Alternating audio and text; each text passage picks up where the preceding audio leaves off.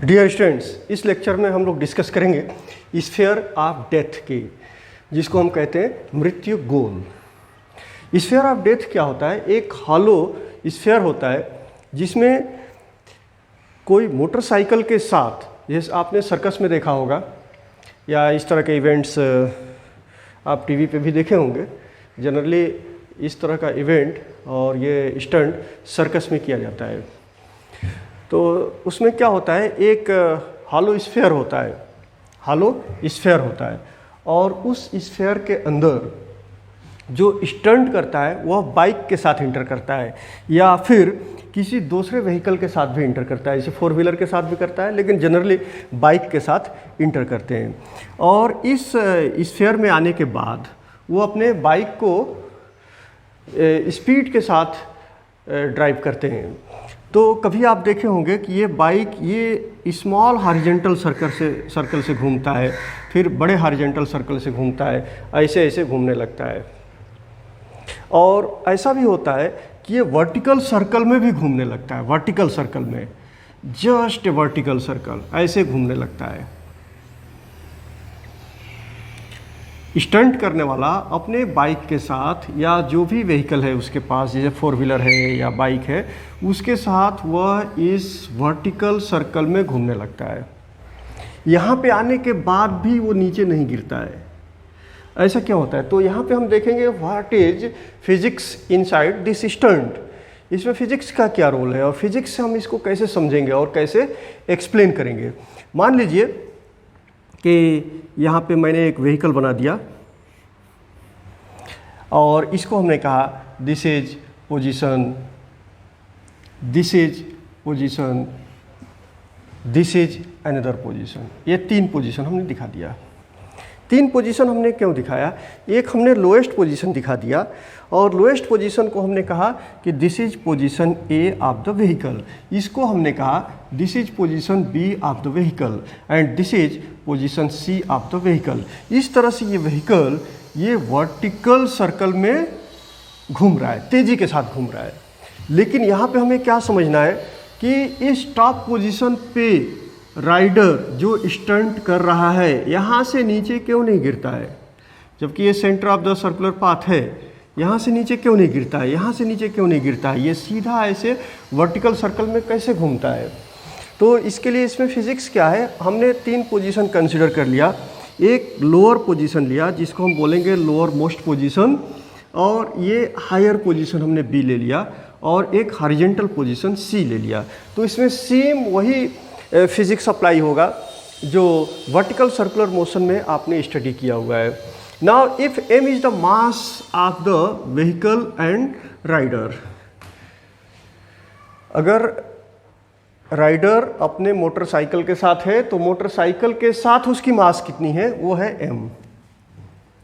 तो यहाँ पे वेट का डायरेक्शन होगा वर्टिकली डाउनवर्ड। लोअर पोजीशन पे वेट कितना हो गया, mg हो गया। इस सरफेस पे टिके रहने के लिए एक चीज़ की ज़रूरत पड़ती है जिसको हम बोलते हैं नॉर्मल रिएक्शन।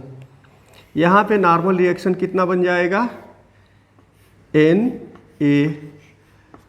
और यहाँ पे नॉर्मल रिएक्शन वही रोल प्ले करता है जो स्ट्रिंग से जब किसी ऑब्जेक्ट को वर्टिकल सर्कुलर मोशन में घुमाते हैं तो स्ट्रिंग में जो टेंशन बनता है वही काम करता है यहाँ पे नॉर्मल रिएक्शन। वहाँ पे आपने स्ट्रिंग के केस में क्या पढ़ा था, tension in the string, tension in the string at the point A is TA। यहाँ पे हम क्या कहेंगे, normal reaction on the vehicle at point A that is NA। This is same as a tension in the string because normal reaction is also a force just like a tension. और यहाँ पे जब C point की बात करेंगे तो यहाँ पे जो वेट काम कर रहा है ये वर्टिकली डाउनवर्ड है and this weight is mg। यहाँ पे जो नॉर्मल रिएक्शन होगा ये भी टुवर्ड्स द सेंटर होगा और ये कितना हो जाएगा, NC। अब हम बात करेंगे B पॉइंट पर। तो B पॉइंट पर जो वेट होगा that will B vertically downward, okay, downward direction में होगा वेट, दैट इज mg। और नॉर्मल रिएक्शन क्या होगा? नॉर्मल रिएक्शन वेट के डायरेक्शन में ही होगा, इसलिए कि नॉर्मल रिएक्शन कैसे होता है, जब व्हीकल सरफेस पे फोर्स एक्सर्ट करेगा तो सरफेस व्हीकल पर अपोजिट डायरेक्शन में एक फोर्स एक्सर्ट करेगा जिसको हम कहेंगे नॉर्मल रिएक्शन, और यहाँ नॉर्मल रिएक्शन होगा NB। ओके, तो आपको मालूम है कि जब कोई भी ऑब्जेक्ट सर्कुलर मोशन परफॉर्म करता है तो उसको सेंट्रीपिटल फोर्स की ज़रूरत पड़ती है। यहाँ पे दो फोर्सेस काम कर रहे हैं, एक तो है नॉर्मल रिएक्शन और दूसरा फोर्स है mg, that is the weight of the vehicle with a person. तो यहाँ पे सेंट्रीपिटल फोर्स कैसे मिलेगा? आप देख रहे हैं कि एक फोर्स है जो सेंटर की तरफ है, दूसरा फोर्स है सेंटर के अवे है, तो यहाँ पे जो रिजल्टेंट फोर्स होगा that will B Na minus mg। अब यहाँ पे Na माइनस mg मैंने क्यों लिखा? Na माइनस mg, हमने mg माइनस Na क्यों नहीं लिखा? Na माइनस mg, हमने mg माइनस Na क्यों नहीं लिखा? इसलिए नहीं लिखा कि Na जो फोर्स है normal reaction that is towards the centre of the sphere and mg is directed in just in the opposite direction, that is directed away from this force. तो ये जो व्हीकल है सर्कुलर मोशन परफॉर्म कर रहा है और circular motion के लिए सेंट्रीपिटल फोर्स जरूरी है, और यहाँ सेंट्रीपिटल फोर्स मिलेगा। अगर नहीं मिलेगा तो ये vehicle circular motion, vertical circular motion perform नहीं करेगा। तो Na ज़्यादा होगा mg से, तो therefore resultant force at A will be Na minus mg।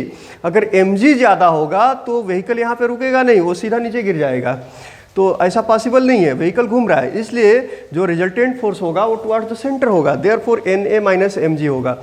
और यही जो फोर्स होगा रिजल्टेंट फोर्स, ये प्रोवाइड करेगा सेंट्रीपिटल फोर्स को या बैलेंस करेगा सेंट्रीफ्यूगल फोर्स को। तो therefore this will B mVa square upon r। तो यहाँ पे रिजल्टेंट टेंशन कितना मिल जाएगा?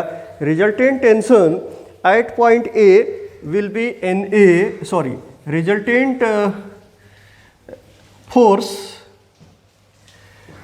हमारा मिल गया Na minus mg, that is mVa square upon r।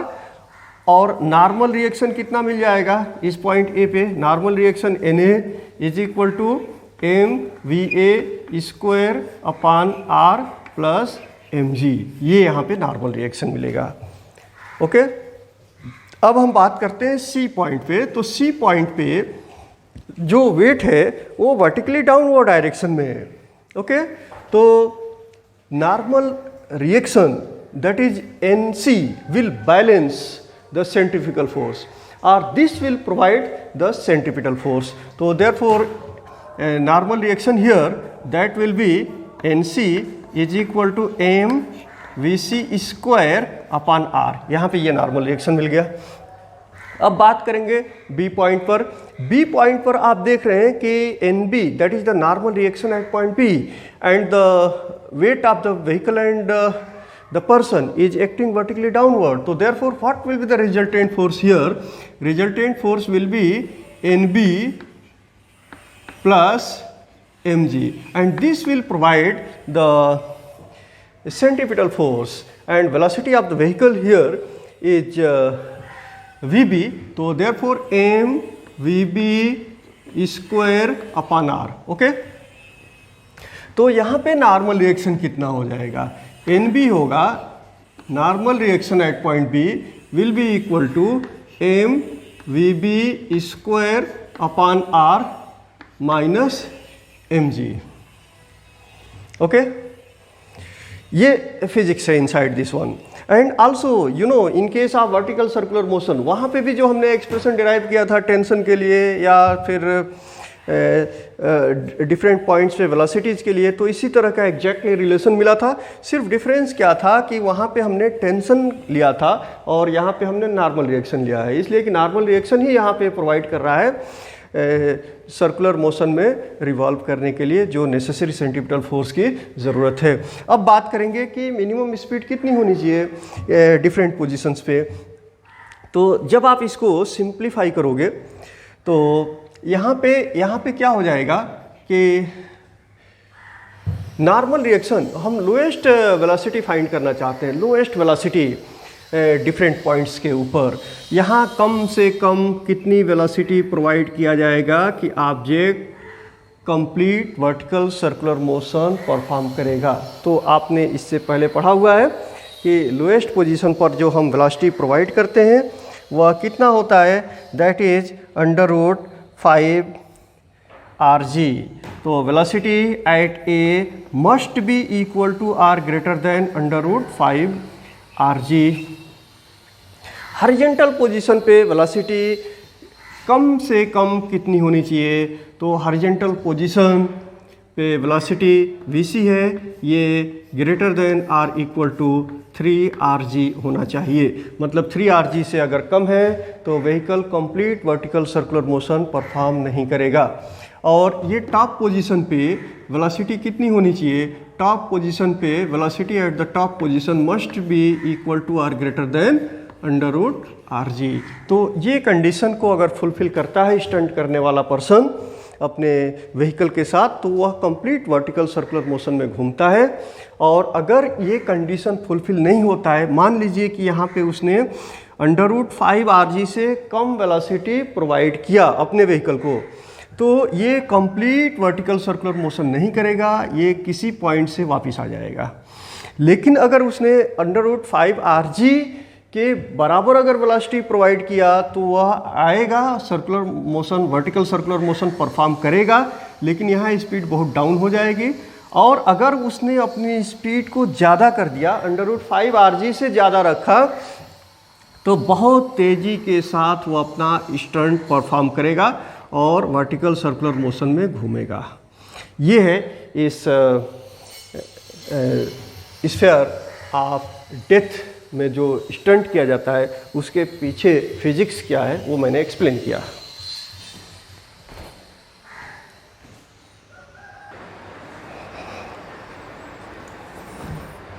अब इसमें नेक्स्ट पॉइंट जो हम डिस्कस करने वाले हैं वह है कि vehicle eight the top of a convex overbridge. कोई भी ओवरब्रिज जो कॉन्वेक्स फॉर्म में है, कॉन्वेक्स है, इसको हम बोलेंगे कॉन्वेक्स, इसलिए कि हम अपर सरफेस यूज कर रहे हैं। ये जो लोअर सरफेस है ये कॉन्केव बनेगा और ये अपर सरफेस क्या बनेगा, कॉन्वेक्स बनेगा। तो इस कॉन्वेक्स ब्रिज से, ओवर ब्रिज से कोई व्हीकल मूव कर रहा है, तो यहाँ पे टॉप पोजीशन पे जाने के बाद व्हीकल की अपर स्पीड लिमिट कितनी होनी चाहिए, मैक्सिमम स्पीड कितनी होनी चाहिए। इसलिए कि अगर ज़्यादा स्पीड से व्हीकल जा रहा है तो इस पर से स्लिप हो जाएगा, थ्रोन ऑफ, बाहर गिर जाएगा।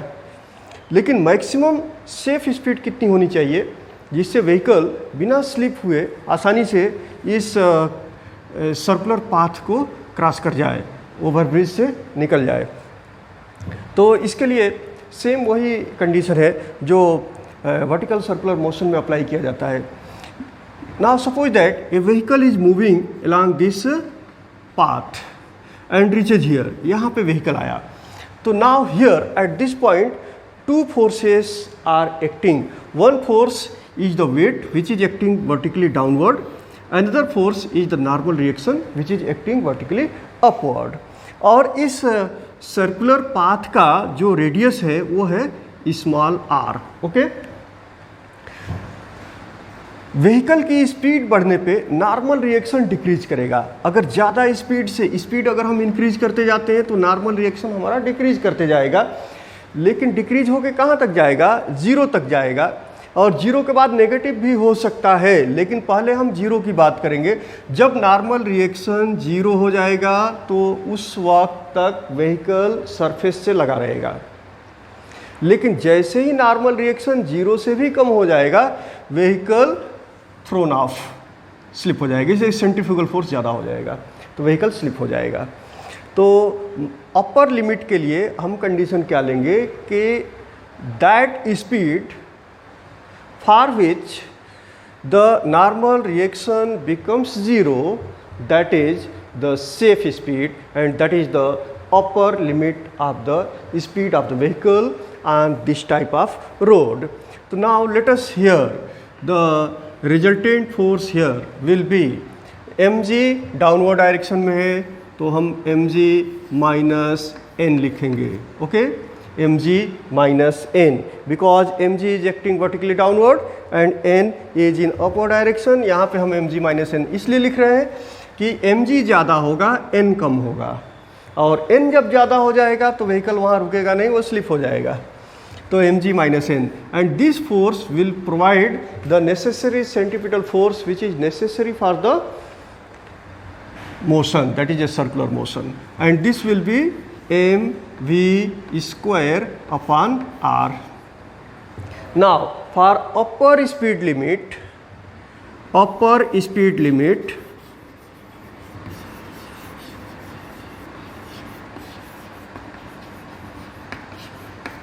अपर स्पीड लिमिट के लिए हमारा नॉर्मल रिएक्शन कितना हो जाएगा, 0 हो जाएगा.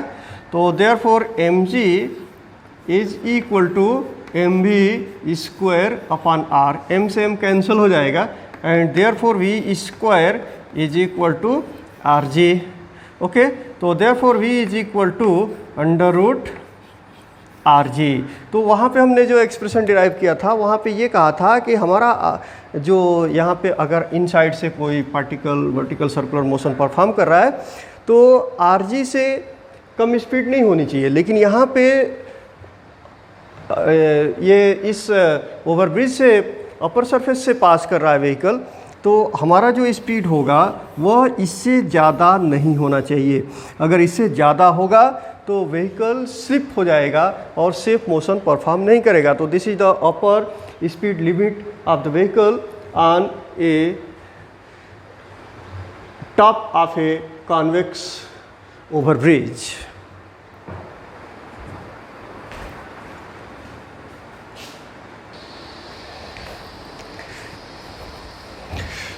Now this is an example, and the example is a tiny stone of mass 20 gram is tied to a practically massless, inextensible, flexible string and hauled along a vertical circles. Speed of the stone is 8 meters per second. When the centripetal force is exactly equal to the force due to the tension, calculate the minimum, maximum kinetic energies of the stone during the entire circle. Let theta is equal to 0 be the angular position of the string when the stone is at the lowermost position. Determine the angular position of the string when the force due to the tension is numerically equal to the weight of the stone. And given that you have to use the value of g is 10 meter per second square and length of the string is 1.8 metre. मतलब इसमें क्या दिया हुआ है और क्या calculate करना है, ये क्वेश्चन को सबसे पहले समझना है. क्वेश्चन में ये दिया गया है कि टिनी स्टोन ऑफ मास 20 ग्राम, तो मास ऑफ द स्टोन दिया हुआ है, ये है 20 ग्राम. is tied to a practically massless, inextensible string and hauled along a vertical circle. ये एक वर्टिकल सर्कल में घूम रहा है इस तरह से.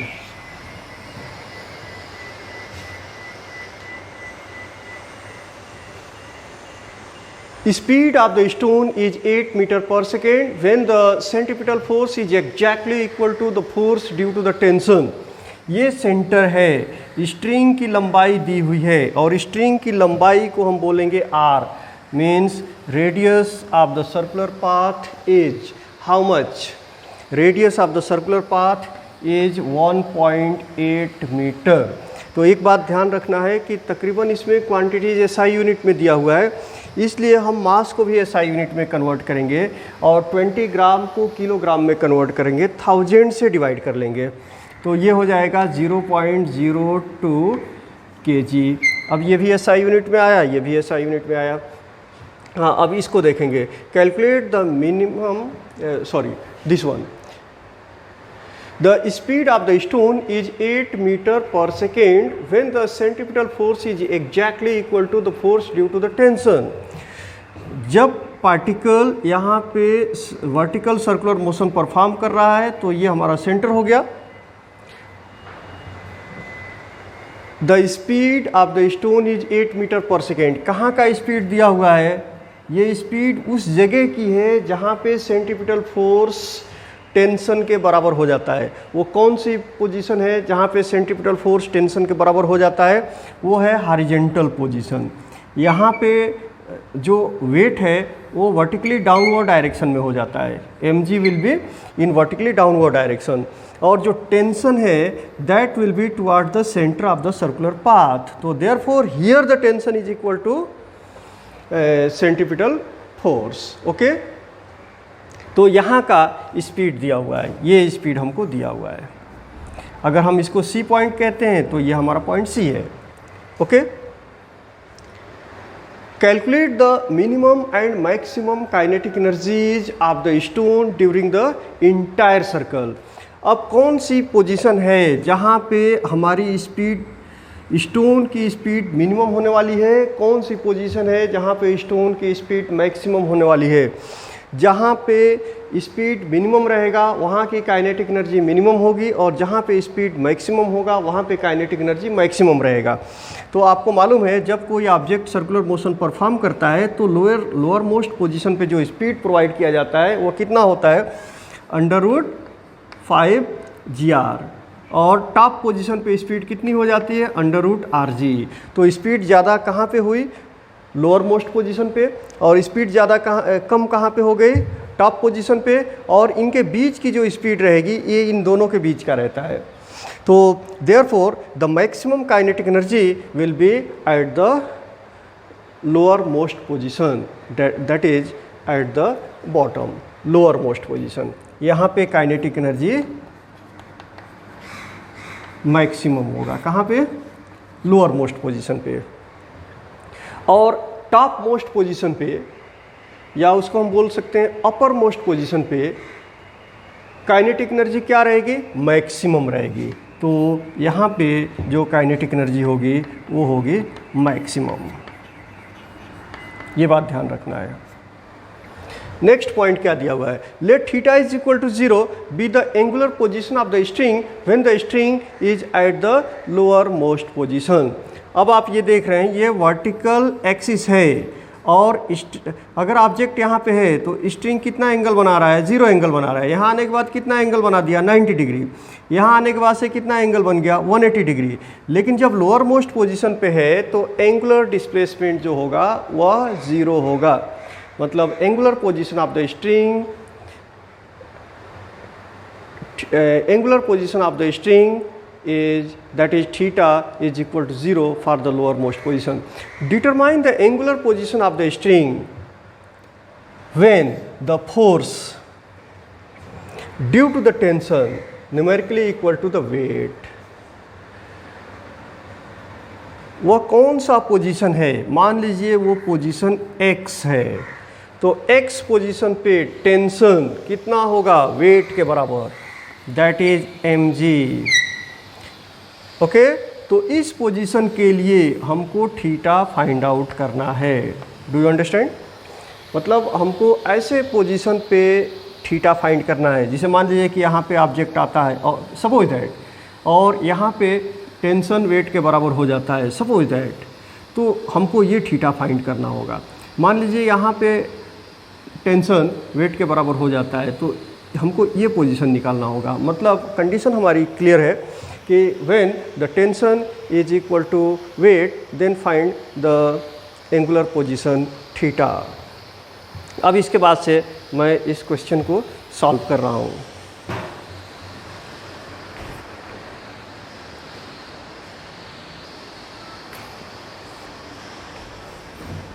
अभी इस क्वेश्चन को भी सॉल्व करने के लिए हम लोग law of conservation of energy का यूज करेंगे। आप ये देख रहे हैं कि लोअर मोस्ट पोजीशन पे काइनेटिक एनर्जी मैक्सिमम है, और जहाँ पे kinetic energy tension centripetal force के बराबर है वह पोजीशन है हॉरिजॉन्टल पोजीशन। ओके, और यहाँ पे स्पीड दिया हुआ है, यहाँ की स्पीड है 8 मीटर पर सेकेंड। ओके, तो now here there is a total kinetic energy. यहाँ पे ऑब्जेक्ट में सिर्फ और सिर्फ काइनेटिक एनर्जी है, और यहाँ पे आने के बाद ऑब्जेक्ट में काइनेटिक एनर्जी भी है और पोटेंशियल एनर्जी भी है। तो पोटेंशियल एनर्जी कहाँ से आया, इसलिए कि काइनेटिक एनर्जी डिक्रीज हो रहा है और पोटेंशियल एनर्जी इंक्रीज हो रहा है। तो यहाँ पे law of conservation of energy हम कैसे निकालेंगे, here the kinetic energy, change in kinetic energy, change in kinetic energy from this point to this point equal to potential energy at this point. यहाँ से यहाँ तक आने में काइनेटिक एनर्जी जितना कम हुआ वही काइनेटिक एनर्जी कन्वर्ट हो गया यहाँ के पोटेंशियल एनर्जी में। तो therefore you can write here the kinetic energy is maximum. तो therefore you can write kinetic energy maximum. अब यहाँ का काइनेटिक एनर्जी हमको मालूम हो गया और यहाँ की काइनेटिक एनर्जी कितनी है, ये काइनेटिक एनर्जी है हाफ mv² और यहाँ की वेलोसिटी ऑलरेडी दिया हुआ है, वेलोसिटी कितना है 8, तो हम 8 का स्क्वायर कर देंगे। अब इन दोनों का डिफरेंस निकालेंगे। यहाँ का काइनेटिक एनर्जी मैक्सिमम है, यहाँ की काइनेटिक एनर्जी हमने मालूम कर लिया, that is half mv², that is half m8²। अब इन दोनों का डिफरेंस, इसमें से इसको माइनस करेंगे इसलिए कि ये मैक्सिमम है। अब ये जो एनर्जी आया यही यहाँ का पोटेंशियल एनर्जी होगा और इसकी पोटेंशियल एनर्जी कितनी होगी, इसकी हाइट कितनी है, हाइट है ये रेडियस के बराबर, रेडियस के बराबर। तो therefore this will be equal to mgr। Okay, ये एक इक्वेशन हमारे पास आ गया। अब फिर मैक्सिमम काइनेटिक एनर्जी कहाँ पे है, ये टॉप पोजीशन पे है। Okay, sorry minimum, minimum not maximum, this is minimum. Minimum kinetic energy कहाँ है, टॉप पोजीशन पे है और यहाँ का जो पोटेंशियल एनर्जी है वो मैक्सिमम है। तो यही काइनेटिक एनर्जी स्लोली कम होती जाएगी, धीरे धीरे कम होते जाएगा और यही काइनेटिक एनर्जी यहाँ पे पोटेंशियल एनर्जी में कन्वर्ट हो जाएगी। और ये हाइट कितना बनता है, ये हाइट बनता है रेडियस के बराबर। ओके, अब यहाँ देखेंगे, यहाँ पे पोटेंशियल एनर्जी, यहाँ पे काइनेटिक एनर्जी कितनी है, तो काइनेटिक एनर्जी है हाफ m8², इसलिए कि यहाँ की वेलोसिटी है 8 मीटर पर सेकेंड। ओके, यहाँ पे काइनेटिक एनर्जी कितनी हो जाती है, मिनिमम हो जाती है। तो therefore minus kinetic energy minimum. और ये जो डिफरेंस आया एनर्जी का, यही कन्वर्ट हो गया यहाँ पे पोटेंशियल एनर्जी में। तो यहाँ से इसकी हाइट कितनी है, r है, तो therefore this will be equal to mgr। Okay, तो ये दो इक्वेशंस बहुत इंपॉर्टेंट है इस क्वेश्चन को सॉल्व करने के लिए।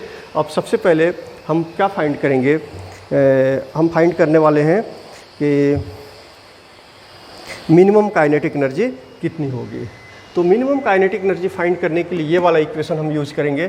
तो देयरफॉर हाफ m कितना है 0.02, यहाँ लिख देंगे हम 0.02 और 8 का स्क्वायर 64 हो जाएगा और माइनस काइनेटिक एनर्जी मिनिमम, यही हमको फाइंड करना है, इज इक्वल टू m की वैल्यू 0.02 और g की वैल्यू 10 इंटू r की वैल्यू 1.8। तो इसको सिंप्लीफाई करते हैं, तो this will be equal to 10 से 0.2 को मल्टीप्लाई करेंगे 0.2 ओके इंटू 1.8। अब 1.8 को जब मल्टीप्लाई करेंगे तो ये हो जाएगा 0.36। ओके, हमको काइनेटिक एनर्जी मिनिमम निकालना है, तो काइनेटिक एनर्जी को हम राइट साइड में ले लेंगे तो पॉजिटिव हो जाएगा, kinetic energy minimum is equal to, बाकी क्वांटिटी को लेफ्ट साइड में ले लेंगे तो वो नेगेटिव हो जाएगा। तो देयरफॉर हाफ 64 को 2 से डिवाइड करोगे तो ये हो जाएगा 32, तो 0.02 इंटू 32 ओके, और माइनस 0.36। अब इसको हम सिंप्लीफाई कर लेंगे, 0.02 को 32 से मल्टीप्लाई कर लेंगे तो कितना होगा, this will be equal to 0.64, 0.64 minus 36. तो therefore this will be equal to 8 to 0.28 joule. तो therefore minimum kinetic energy is equal to 0.28 joule and this is at the top position. यहाँ की kinetic energy हमने निकाल लिया 0.28 joule यहाँ की kinetic energy मिल गई. अब हमको फाइंड करना है जो मैक्सिमम काइनेटिक एनर्जी है, तो उसके लिए हम कौन सा इक्वेशन यूज करेंगे? ये वाला फर्स्ट वाला इक्वेशन यूज करेंगे. तो therefore kinetic energy maximum minus half m की वैल्यू सब्सटीट्यूट कर देंगे 0.02, 8 का square 64 is equal to m 0.02 और जी की वैल्यू 10 और आर की वैल्यू 1.8. तो इसको ऐसे ही सिंप्लीफाई करेंगे जैसे हमने यहाँ पे सिंप्लीफाई किया था. ये हो गया 0.36. ओके. अब ये टर्म को हम सिंप्लीफाई कर लेते हैं. हमको काइनेटिक एनर्जी मैक्सिमम निकालना है. तो therefore kinetic energy maximum is equal to, ये सारे टर्म्स को राइट हैंड साइड में ले लेंगे.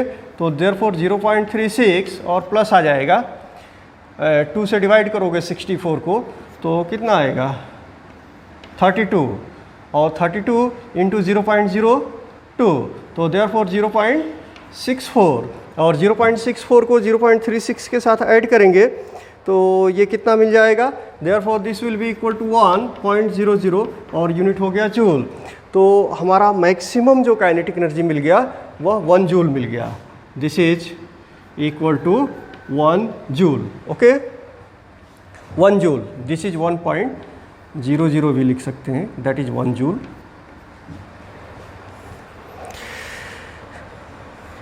अब मैक्सिमम वेलोसिटी कितनी होगी ये भी हमको कैलकुलेट करना होगा. तो मैक्सिमम वेलोसिटी के लिए फिर से हम इसी इक्वेशन का यूज करेंगे, इस डेटा का यूज हम करेंगे.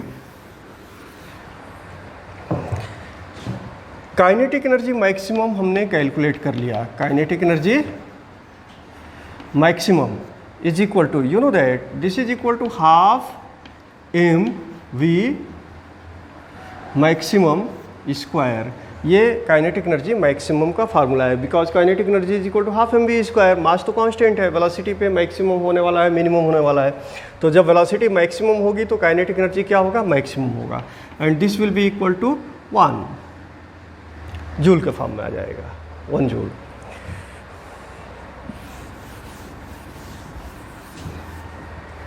Now therefore using this equation, इसका हम यूज करेंगे, ये वाला इक्वेशन यूज करेंगे. तो देयरफॉर V मैक्सिमम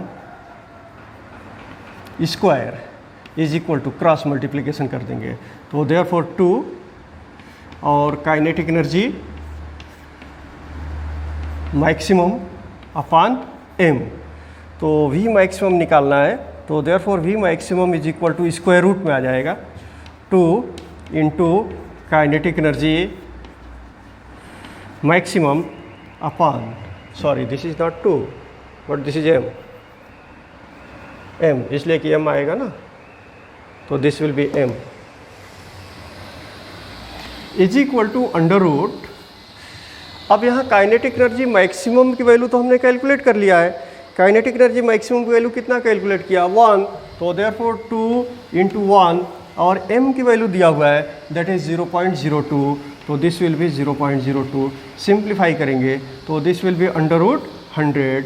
अब इसका स्क्वायर रूट निकालेंगे तो 10. यूनिट हमने इनपुट में क्या यूनिट लिया था, SI यूनिट लिया था. तो देयरफॉर 10 मीटर पर सेकेंड. ये स्पीड हमने कैलकुलेट कर लिया. अब next part of the question है, इसमें जो एंगुलर पोजीशन कैलकुलेट करना है.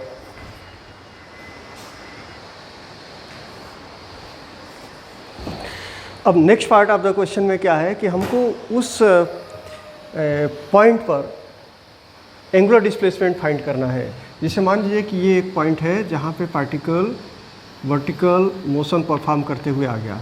तो ऐसे पॉइंट पे हमको एंगुलर डिस्प्लेसमेंट मतलब एंगुलर पोजीशन फाइंड करना है जहाँ पे टेंशन वेट के बराबर हो जाता है. तो सपोज कर लीजिए कि यहाँ पे जो टेंशन है वेट के बराबर हो जाता है. Tension is equal to weight that is mg। तो हमको ये एंगुलर डिस्प्लेसमेंट फाइंड करना है, ये एंगुलर पोजीशन। मान लीजिए कि ये एंगुलर पोजीशन है थीटा। तो अभी हमको क्या फाइंड करना होगा, इसमें भी law of conservation of energy हम अप्लाई करने जा रहे हैं। तो इसके लिए हमको ये चाहिए कि ये जो हाइट है, ये हाइट कितनी है। अगर ये हाइट हमको किसी तरह से मालूम हो जाता है तो हम इसमें कौन सा लॉ अप्लाई करेंगे। यहाँ पे काइनेटिक एनर्जी मैक्सिमम है और कितनी है, half mv maximum square minus यहाँ की वेलोसिटी v है मान लीजिए। तो यहाँ की काइनेटिक एनर्जी कितनी हो जाएगी, half mv square is equal to, मान लीजिए कि ये हाइट हमको मालूम हो जाता है किसी तरीके से। तो ये हाइट h है, यहाँ तो पोटेंशियल एनर्जी 0 थी, यहाँ पे पोटेंशियल एनर्जी कितनी मिल गई, यही जो चेंज इन काइनेटिक एनर्जी हुआ यही यहाँ पे पोटेंशियल एनर्जी गेन कर लिया पार्टिकल ने, और कितना हो जाएगा mgh। ओके, तो हमको ये सब चीज़ें कैलकुलेट करना है। तो हमको हाइट फाइंड करना होगा। हाइट कैसे फाइंड करेंगे, ये वाली कंडीशन हम अप्लाई करेंगे यहाँ पे भी, T is equal to m g वाला, T is equal to m g. Now at any position what is the tension. यहाँ पे टेंशन मान लीजिए T है तो T minus m ji,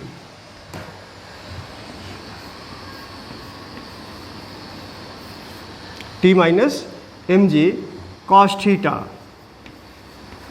is equal to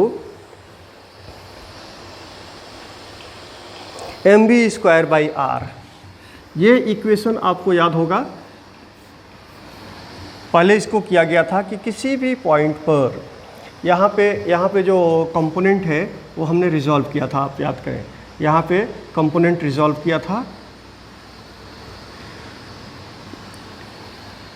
कौन से कंपोनेंट को रिजॉल्व किया था, mg को, इसलिए कि mg वर्टिकली डाउनवर्ड में काम कर रहा है, दिस इज mg। तो इसको हमने दो कंपोनेंट पे रिजॉल्व किया था, एक हॉरिजॉन्टल कंपोनेंट में किया था और एक वर्टिकल कंपोनेंट में किया था। तो वर्टिकल कंपोनेंट हमारा मिल गया था mg cos थीटा। तो देयरफॉर यहाँ पे रिजल्टेंट फोर्स कितना हो जाएगा, ये टेंशन है तो T minus mg cos theta, and this will provide the necessary centripetal force that is mv square by r, and this is the velocity here at this point. Okay, now उस point पर tension कितना है, mg के बराबर है। तो therefore write here mg minus mg cos theta is equal to mv square by r। यहाँ से हम कुछ कॉमन ले सकते हैं, और कॉमन क्या ले सकते हैं, mg कॉमन ले सकते हैं। तो therefore mg will be common and 1 minus cos theta is equal to mv square by r। m से m कैंसिल हो जाएगा और क्रॉस मल्टीप्लिकेशन कर लेंगे तो ये हो जाएगा rg 1 minus cos theta is equal to v square. ये इक्वेशन आप याद रखेंगे इस क्वेश्चन के लिए। अब ये हाइट हम कैसे निकालेंगे, ये हाइट भी मालूम होना चाहिए। हाइट मालूम करने के लिए, इसलिए कि यहाँ हमको हाइट की ज़रूरत है, तो हाइट मालूम करने के लिए ये राइट एंगल ट्रिंगल आप देखेंगे, this is a right angle triangle, this angle is theta, this angle is theta.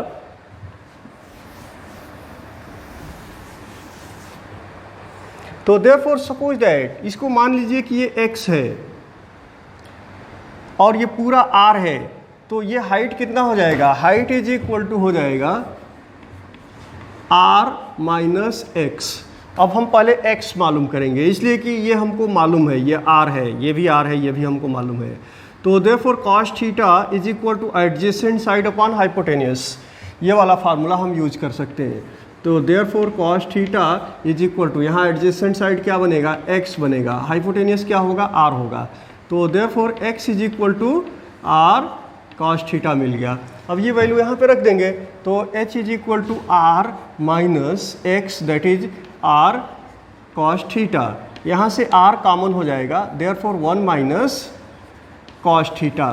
तो यही जो हमने फाइंड किया, ये यहाँ पे 1 minus cos theta into r, यही हाइट है, यही क्या है, हाइट है। ओके, तो अब यहाँ पे हम सब्स्टिट्यूट करते हैं इस वाले फार्मूले में, ये वाले फार्मूले पे रखते हैं। तो half M we maximum square, v maximum हमने पहले फाइंड कर लिया है, वो है 10। तो therefore this will be half am already given है, एम कितना है 0.02 और वी मैक्सिमम 10, तो 10 का स्क्वायर कर देंगे माइनस हाफ, एम की वैल्यू मालूम है, वैसे एम की वैल्यू यहाँ रखने की ज़रूरत भी नहीं है इसलिए कि एम कैंसिल हो जाएगा, तो यहाँ हम एम ही छोड़ देते हैं।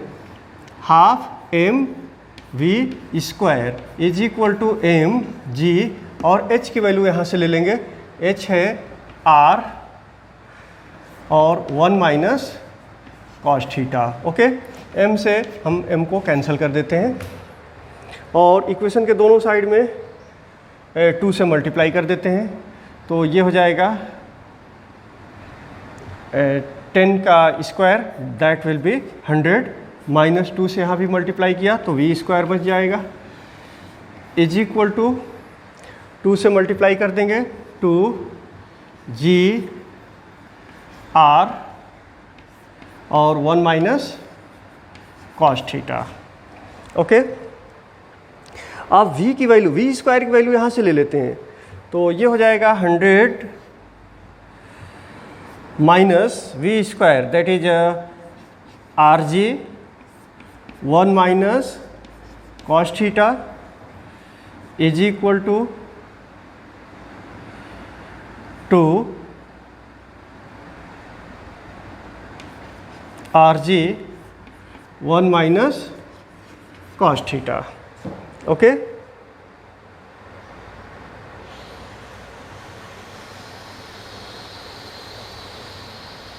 अब इसको हम राइट साइड में ले लेते हैं, तो ये हो जाएगा 100 इज इक्वल टू, ये जब उधर लेंगे तो 3 आर जी और 1 माइनस कॉस थीटा आ जाएगा। ओके,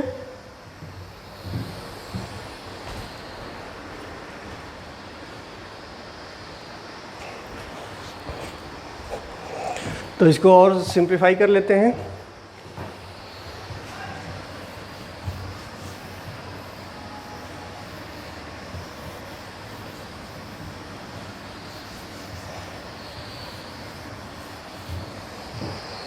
देखिए 100 is equal two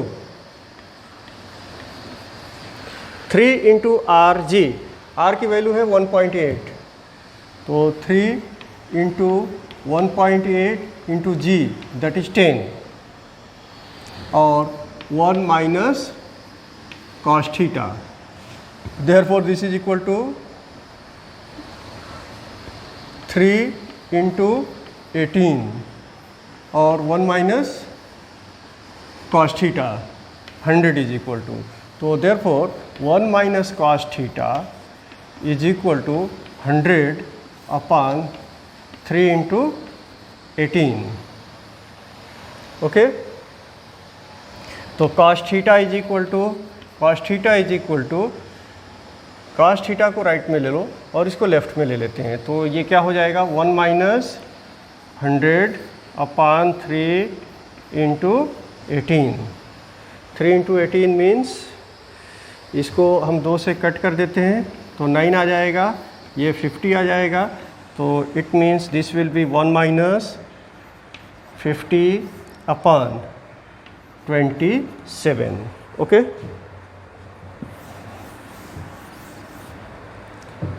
equal to 27, LCM आ गया, ये आ गया 27 माइनस 50।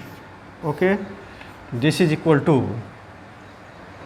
50 में से 27 को माइनस करने जा रहे हैं तो 23 आएगा, लेकिन नेगेटिव आएगा, 23 अपॉन 27 नेगेटिव आ गया, तो कॉस थीटा किसकी वैल्यू है, कॉस थीटा की वैल्यू है, तो therefore you can find the theta. Theta is equal to, cosine table का यूज करेंगे, कास इनवर्स भी कर सकते हैं, कास इनवर्स, और ये जो वैल्यू है माइनस 23/27। तो कोसाइन टेबल जब आप यूज करेंगे तो इसकी वैल्यू मिल जाएगा theta is equal to 148 degree and 25 minutes. So this is the final answer. Thank you.